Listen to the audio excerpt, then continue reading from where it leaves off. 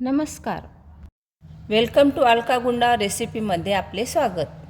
आजची रेसिपी आंबे डाळ किंवा कैरीची डाळ. चैत्र गौरीसाठी केला जाणारा प्रसाद म्हणजे कैरी डाळ.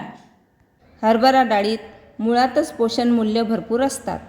चैत्र गौरीसाठी आंबे डाळीचा नैवेद्य असतो. आंबे डाळ ही खायला स्वादिष्ट आणि रुचकर लागते. करायला अतिशय सोपी आहे. तुम्ही जर नवीन असाल तर माझ्या चॅनलला सबस्क्राईब केले नसेल तर सबस्क्राईब करा. माझं चॅनल म्हणजे अलका गुंडावर रेसिपी.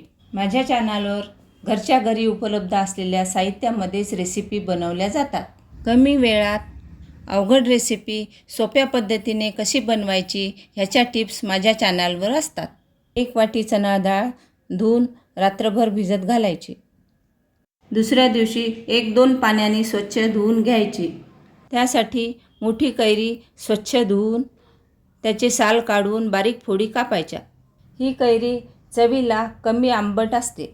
मिक्सरच्या पॉटमध्ये भिजलेली चणा डाळ, कैरीच्या फोडी, चवीनुसार 2-3 हिरव्या मिरच्या, थोडी कोथिंबीर, चवीनुसार मीठ, जिरेपूड हे सर्व अगदी थोडे पाणी टाकून मिक्सरला बारीक फिरवणे. अशी बारीक वाटायची. वाटलेल्या डाळीला तडका द्यायचा. छोट्या पॅनमध्ये 2 ते 3 चमचे तेल गरम करून त्यामध्ये मोहरी, हिंग, कढीपत्ता, लाल सुक्या मिरच्या आणि थोडीशी कोथिंबीर टाकून कडकडीत तडका द्यायचा. तडक्यासाठी हिंग आवश्यक आहे. हा तडका वाटलेल्या डाळीमध्ये टाकायचा. मस्त अशी स्वादिष्ट चटपटीत आंबे डाळ तयार.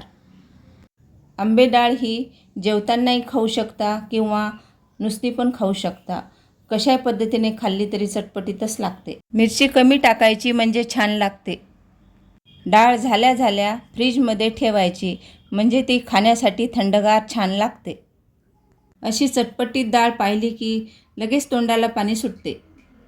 माझ्या चॅनलवर वर्षभर टिकणारे 2 प्रकारचे कैरीचे लोणचे, सकुबद्दा, कांद्या आंब्याचे लोणचे, कैरी भात बघू शकता. एक वेळ नक्की ट्राय करा. आवडल्यास रेसिपीला लाईक, शेअर, सबस्क्राईब करा. रेसिपी पाहिल्याबद्दल धन्यवाद. अशा चटपटीत रेसिपीसोबत पुन्हा भेटूया. तोपर्यंत मस्त खा, स्वस्थ राहा.